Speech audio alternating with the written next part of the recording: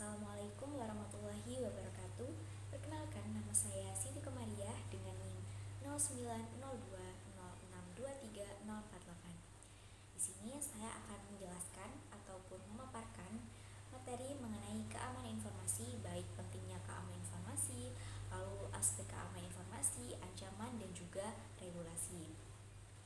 Baik, sebelum kita menuju ke inti-inti materi yang nantinya akan kita bahas, sebelum itu kita harus mengerti apa sih itu keamanan informasi. Jadi keamanan informasi itu adalah praktik untuk melindungi informasi dari akses, penggunaan, pengungkapan, gangguan, modifikasi, atau penghancuran yang tidak sah. Jadi bisa dibilang keamanan informasi ini merupakan suatu kegiatan ya, kegiatan maupun praktik yang dimana dia itu fungsinya untuk melindungi sebuah informasi atau data yang dimana data itu adalah data pribadi dari sebuah lembaga, perusahaan maupun individu. Nah, jadi keamanan informasi ini datang untuk melindungi data-data pribadi kita agar tidak bisa diakses oleh seseorang atau lembaga lain yang sebenarnya dia tuh tidak harus mengakses milik kita gitu. Nah, untuk fokus utama dari keamanan informasi itu ada 3, yaitu ada confidentiality, integrity, lalu availability yang nantinya akan kita bahas di pembahasan selanjutnya yang sering disebut dengan CIA triad gitu. Dan kemudian untuk pembahasan yang kedua, yang penting nih, mengapa keamanan informasi itu sangat penting. Jadi bisa dibilang keamanan informasi ini sangatlah penting untuk kita agar data pribadi kita itu tidak bisa diakses oleh orang lain dan tidak bisa dibobol ataupun diretas. Nah, mengapa sih keamanan informasi itu sangat penting? Yang pertama, keamanan informasi ini berfungsi untuk melindungi data pribadi agar tidak disalahgunakan. Jadi ketika ada seseorang yang ingin mengakses data pribadi kita, jadi data pribadi kita itu dilindungi oleh keamanan informasi ini agar tidak disalahgunakan oleh orang lain yang seharusnya tidak harus memegang akses kita. Kemudian yang kedua adalah mencegah kerugian finansial akibat pencurian data. Jadi kalau semisal pencurian data itu kan pasti kita akan dirugikan baik finansial maupun juga mental gitu kan. Dan yang ketiga adalah menjaga reputasi organisasi agar tetap dipercaya. Nah, keamanan informasi ini datang untuk menjaga sebuah reputasi organisasi. Ketika ada sesuatu serangan baik itu ransomware, virus ataupun trojan, itu dapat diamankan oleh keamanan informasi ini agar apa? Agar sebuah organisasi ini reputasinya itu tetap terjaga gitu kan. Biar tetap dipercaya oleh orang lain. Kemudian yang keempat adalah kepatuhan hukum untuk menghindari sanksi. Jadi keamanan informasi ini penting datang karena dia itu ada hukumnya gitu, ada aturannya dan juga ada regulasinya. Yang terakhir adalah keamanan nasional, yaitu untuk melindungi data strategis dari sebuah negara. Nah, sekarang kita menuju ke slide selanjutnya, yaitu tentang contoh kasus kebocoran informasi.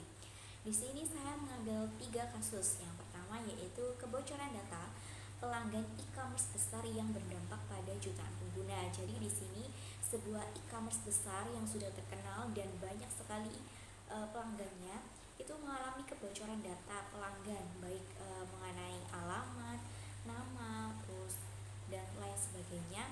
Jadi dia itu berdampak pada jutaan pengguna yang telah menggunakan e-commerce ini. Jadi bisa dioptimalisasi lagi tentang informasi maupun data dari pelanggan dari sebuah e-commerce. Kemudian yang kedua ada contohnya yaitu peretasan pada sistem kesehatan yang menyebabkan data pasien itu terekspos. Jadi dalam sebuah baik itu rumah sakit, puskesmas maupun klinik ya, dia itu mengalami peretasan data tentang data pribadi dari sebuah klinik itu tadi yang menyebabkan data pasien-pasien yang ada di situ tuh terekspos yang seharusnya dia itu pribadi dan tidak harus disebarluaskan ke semua orang. Lalu yang terakhir kasusnya ada serangan ransomware pada perusahaan global yang mengakibatkan kerugian miliaran dolar tuh. Jadi di sini ada sebuah perusahaan global yang sangat mendunia itu terkenal serangan ransomware ya kan pada perusahaan itu yang mengakibatkan kerugian finansial yang sangat banyak, mulai dari miliaran dolar, dan itu sangat merugikan sebuah perusahaan itu sendiri dan juga para pemasok dari beberapa perusahaan lain. Nah, itu adalah contoh kasus kebocoran informasi yang seharusnya bisa ditangani dengan adanya keamanan informasi ini. Nah, kemudian kita menuju ke aspek keamanan informasi atau CIA Triad yang sudah sebelumnya saya pernah singgung di awal pembahasan tadi. Untuk yang pertama ada confidentiality atau kerahasiaan. Jadi melindungi akses data hanya untuk pihak yang berwenang. Kerahasiaan ini tuh seperti data pribadi kita. Jadi yang bisa mengakses itu ya hanya kita gitu. Seseorang, baik itu orang luar maupun baik itu perusahaan yang besar sekalipun, mereka tidak akan bisa mengakses data pribadi kita ya, karena dari keamanan informasi ini sendiri memiliki aspek yaitu confidentiality, kerahasiaan yang hanya bisa diakses oleh kita sendiri. Contohnya adalah enskripsi data. Kemudian yang kedua ada integrity atau integritas, memastikan data tetap akurat dan tidak diubah secara tidak sah. Jadi seseorang luar yang tidak memiliki wewenang untuk masuk ke dalam sebuah akses data pribadi kita, mereka itu tidak akan bisa mengubah. Jadi data ini tuh tetap sesuai apa yang sebelumnya kita buat gitu. Jadi data itu tetap akurat dan tidak bisa diubah. Nah, integritas ini dia memastikan lebih lanjut tentang data kita supaya seseorang itu tidak bisa mengotak-atik data kita. Contohnya adalah penggunaan checksum. Kemudian yang terakhir ada availability, yaitu ketersediaan. Informasi dan sistem selalu dapat diakses saat dibutuhkan. Jadi ketika kita memiliki sebuah informasi maupun data pribadi yang selama beberapa bulan maupun beberapa tahun kita tidak mengaksesnya kan.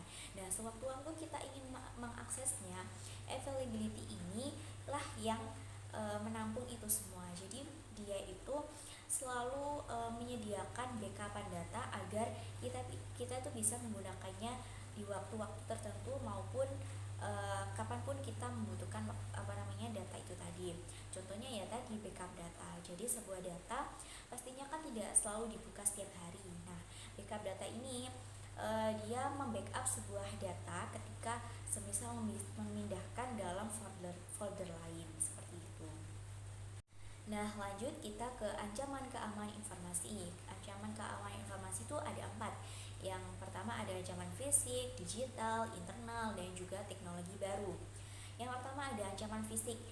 Tentunya kalau kita mendengar tentang fisik, pasti itu kan dilihat dari luar barang itu tadi ya kan. Seperti contohnya barang rusak ataupun barang itu terkena goresan. Nah, itu kan yang disebut dengan fisik. Jadi di sini pencurian perangkat keras maupun kerusakan akibat bencana alam. Jadi ancaman sebuah keamanan informasi ini kan bisa datang dari manapun ya. Nah, baik dari fisik maupun dari yang lain. Ketika di ancaman fisik ini seperti sebuah perangkat keras kita, seperti baik itu komputer, yaitu PC, terus serta yang ada di dalamnya itu juga termasuk ancaman fisik. Terus bisa juga terjadi akibat bencana alam, baik itu semisal ada sebuah bencana alam banjir maupun tanah longsor gitu kan. Jadi itu adalah ancaman yang dia itu datangnya dari luar sebuah keamanan informasi seperti itu. Untuk yang kedua yaitu tentang ancaman digital. Ancaman digital itu merupakan serangan yang menggunakan teknologi untuk merusak, mencuri atau mengeksploitasi sebuah informasi maupun data. Nah, di sini ada malware ya. Malware itu merupakan perangkat lunak berbahaya seperti virus, ransomware, terus atau trojan yang dapat merusak sebuah sistem informasi, mencuri data dan mengunci akses supaya kita tidak dapat memiliki akses itu tadi. Lalu kemudian ada phishing juga, yaitu serangan sosial dengan memalsukan identitas untuk mencuri data. Nah, contohnya kayak email yang masuk ke email kita, dia itu biasanya memalsukan identitas. Jadi dia menyerupai kayak bank untuk mendapatkan akses ke dalam akun kita. Lalu ada distributed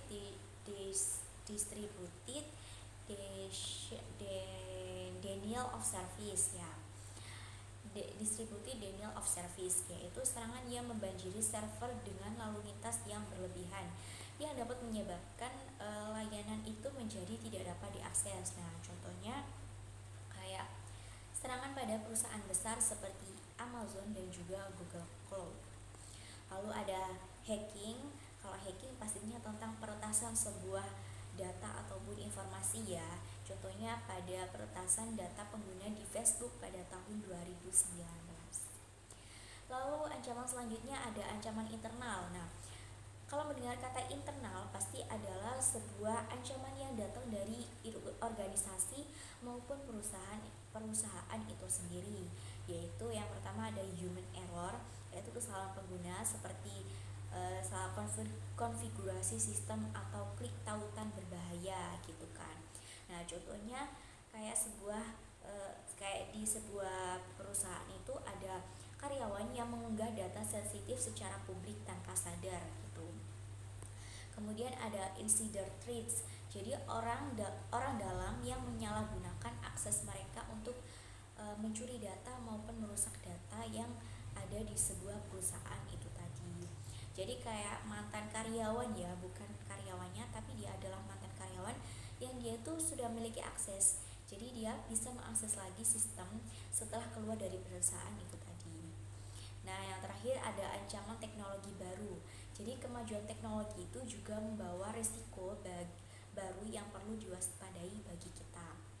Karena kan sebuah teknologi itu kan kita tidak ada yang tahu ya, itu bisa baik maupun bisa buruk gitu. Yang pertama ada IoT, yaitu vulnerabilitas IoT atau Internet of Things. Jadi perangkat IoT itu seringkali memiliki keamanan yang lemah, jadi menjadikannya sasaran dari sebuah serangan di dalam informasi maupun data. Jadi kayak contohnya peretasan kamera keamanan pintar atau perangkat rumah pintar. Kemudian ada serangan berbasis AI atau Artificial Intelligence. Jadi penyerang itu menggunakan kecerdasan buatan untuk membuat serangan yang lebih canggih lagi gitu. Nah, contohnya itu kayak email phishing berbasis deepfake yang menggunakan suara atau wajah pemimpin dari sebuah perusahaan itu tadi. Kita ke pembahasan tentang dampak ancaman keamanan informasi. Di sini saya memiliki 5 dampak dari ancaman ini. Yang pertama ada kehilangan data sensitif. Jadi data yang seharusnya tidak disebarluaskan itu memiliki sebuah ancaman tersendiri ya dampaknya gitu. Lalu kemudian yang kedua ada kerugian finansial besar pada perusahaan maupun individu. Jadi ketika keamanan informasi kita jebol itu pasti kita mengalami kerugian baik itu finansial maupun secara fisik maupun verbal lainnya. Lalu yang ketiga ada penurunan kepercayaan dari pelanggan atau mitra. Jadi ketika keamanan informasi kita sudah benar-benar terancam dan sudah teretas di mana-mana, itu kan pastinya kepercayaan dari seseorang baik itu pelanggan maupun masuk baik dari kita perusahaan, itu pasti mereka akan memiliki penurunan kepercayaan diri karena kita itu tidak bisa menjaga dengan baik data-data yang datang dari mereka, yang seharusnya kita itu bisa menjaganya dengan baik agar mereka tetap percaya kepada kita. Lalu yang keempat ada gangguan operasional perusahaan. Jadi ketika keamanan informasi itu sudah bocor, pasti perusahaan itu tadi sudah memiliki gangguan operasional yang sangat besar yang berdampak pada reputasi dari perusahaan itu tadi. Lalu yang terakhir ada potensi sanksi hukum karena pelanggaran regulasi. Jadi keamanan informasi itu sudah ada ketentuannya, udah ada peraturannya. Jadi ketika keamanan informasi tadi jebol itu, jadi potensi sanksi hukumnya itu pasti ada karena sudah mengalami pelanggaran dari sebuah regulasi keamanan informasi. Kita akan bahas tentang regulasi dan standar keamanan informasi. Ada 3. Yang pertama ada regulasi internasional. Regulasi internasional ini yang pertama ada GDPR atau General Data Protection Regulation, yaitu regulasi perlindungan data di Uni Eropa. Kemudian yang kedua ada HIPAA, yaitu perlindungan data kesehatan di Amerika Serikat. Nah, kalau di Indonesia ini ada dua juga. Yang pertama ada UU ITE, yaitu Undang-Undang Informasi dan Transaksi Elektronik. Ya, pastinya semua segala peraturan mengenai keamanan informasi itu sudah terdapat dalam Undang-Undang Informasi dan Transaksi Elektronik ini. Kalau kita berada di Indonesia. Kemudian yang kedua ada PP nomor 71 tahun 2019 tentang penyelenggaraan sistem dan transaksi elektronik. Nah, jadi kalau di Indonesia itu sudah tertera dalam undang-undang dan juga sudah tertera dalam PP nomor 71 tahun 2019 gitu. Lalu yang ketiga ada standar internasional, yaitu ada dua, yaitu ISO 27001 mengenai standar manajemen keamanan informasi. Ya, sudah sering kali kita mendengar tentang ISO. Jadi standar internasional ini, ISO ini, standar keamanannya itu sangat menjaga tentang manajemen keamanan informasi yang pastinya kita sudah sering dengar. Lalu yang terakhir ada NIST Framework, yaitu panduan mengenai keamanan cyber. Jadi di dalam NIST Framework ini terdapat banyak sekali sebuah panduan-panduan untuk menjaga keamanan kita, yaitu panduan keamanan cyber ini. Gitu. Ya, baik, sebelum kita tutup, nah di sini ada kesimpulan mengenai materi-materi yang telah saya paparkan tadi. Yang pertama yaitu ada keamanan informasi itu adalah langkah penting untuk melindungi data dari akses, perubahan atau kerusakan yang tidak salah. Nah, tujuannya itu maupun konsepnya itu mencakup menjaga kerahasiaan, integritas, dan ketersediaan informasi yang biasa disebut dengan CIA Triad. Nah, keamanan ini itu penting banget ya untuk menjaga kerugian finansial, melindungi data sensitif, mematuhi regulasi, dan juga meningkatkan kepercayaan. Nah, di era digital ini tuh ancaman seperti malware, phishing, human error, terus ada ransomware, kemudian trojan, nah itu semakin kompleks. Nah, oleh karena itu diperlukan sebuah teknologi nih seperti enskripsi data maupun autentikasi regulasi seperti ISO 27001. Nah, juga mengenai edukasi pengguna yang terdapat dalam sebuah buku panduan tentang keamanan cyber itu tadi. Nah, dengan pendekatan yang tepat, keamanan informasi itu dapat menciptakan ekosistem digital yang aman dan terpercaya. Jadi kita sebagai individu maupun perusahaan, organisasi itu harus memiliki keamanan informasi yang benar-benar sangat aman gitu. Karena kita tidak tahu seseorang itu mereka ingin punya niat jahat terhadap kita atau tidak gitu.